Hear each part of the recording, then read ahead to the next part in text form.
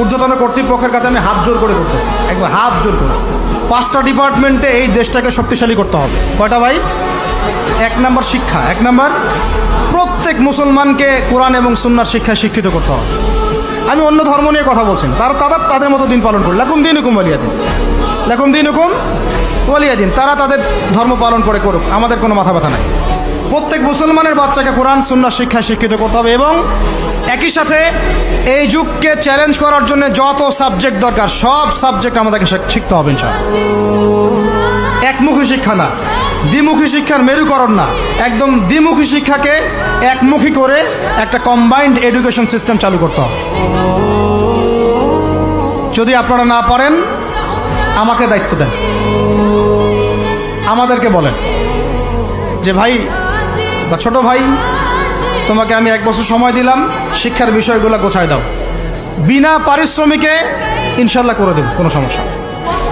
1 টাকাও দিতে হবে না, জাস্ট একটা চেয়ার টেবিল দেন, 100 জন আলেম দেন, 100 জন বুদ্ধিজীবী দেন, গড়ে দিব ইনশাআল্লাহ। তা প্লে গ্রুপ থেকে মাস্টার্স পর্যন্ত আমাদের ছেলেমেয়েরা এমন শিক্ষায় শিক্ষিত হবে যেটাকে শরীফের গল্প শেখাবে না ইনশাআল্লাহ। বরং আমার ছেলে পাইলটও হবে, বিমানও চালাবে, আমার ছেলে ইনশাআল্লাহ হাফেজে করানো হবে ইনশাআল্লাহ। আমার মেয়ে ডক্টরও হবে ইনশাআল্লাহ, আমার মেয়ে আয়েশা রাদিয়াল্লাহু আনহার মতো মুহাদ্দিসও হবে ইনশাআল্লাহ। আমাদের এক ভাই সে রাজনীতিবিদও হবে ইনশাআল্লাহ, জুমার খুতবাও দিতে পারবে ইনশাআল্লাহ। আল্লাহর কসম করে বলতেছি, এমন শিক্ষা চালু করা সম্ভব, শুধু আপনারা যদি একটু সৎসাহস দেখান, একটু উদ্যোগ গ্রহণ করেন, আল্লাহ পাক বহুত আজর দিবেন আপনাদেরকে। আল্লাহ পাক এই ওসিলায় আপনাদের সব গুনাহ মাফ করে জান্নাতও দিতে পারেন। আল্লাহর রাস্তায় আল্লাহর দিকে ফিরে আসেন। আমি আপনাদের সবচেয়ে শ্রেষ্ঠ বন্ধু, আমাকে শত্রু মনে করেন না। ইউসুফ আলাইহিস সালাম এক পর্যায়ে বলেছিলেন যে আমি যোগ্য, আমাকে দায়িত্ব দেন। মনে আছে আপনাদের? যখন সমাজে দুর্ভিক্ষের স্বপ্ন দেখলেন রাজদরবারে গিয়ে তিনি বললেন যে দেখেন, আপনার স্বপ্নটা এমনি এমনি স্বপ্ন না, 7 বছর এখানে ফসল ফলবে, 7 বছর দুর্ভিক্ষ হবে।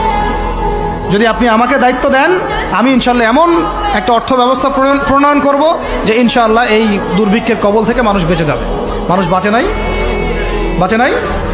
ওখানে এখানে প্রমাণ হয় একটা জিনিস, যখন দায়িত্ব নেয়ার যোগ্য কেউ দেখা যায় না, তখন যোগ্যদেরকে কথা বলতে হয়। যোগ্যদেরকে কি করতে হয়? কথা বলতে হয়। এখন দায়িত্ব দেখতেছেন না কাদের হাতে? একটা লোক, যে ব্যক্তি আল্লাহর অস্তিত্বেই বিশ্বাস করে না, সে কিতাব লিখতেছে, ওই কিতাব আমাদের সন্তান পড়তেছে। আমি নাম মেনশন করতে যাচ্ছি না। কিছু মানুষ যারা আল্লাহর অস্তিত্বেই বিশ্বাস করে না, তারা মনে করে মহাবিশ্ব সৃষ্টি হয়েছে বিগ ব্যাং থেকে।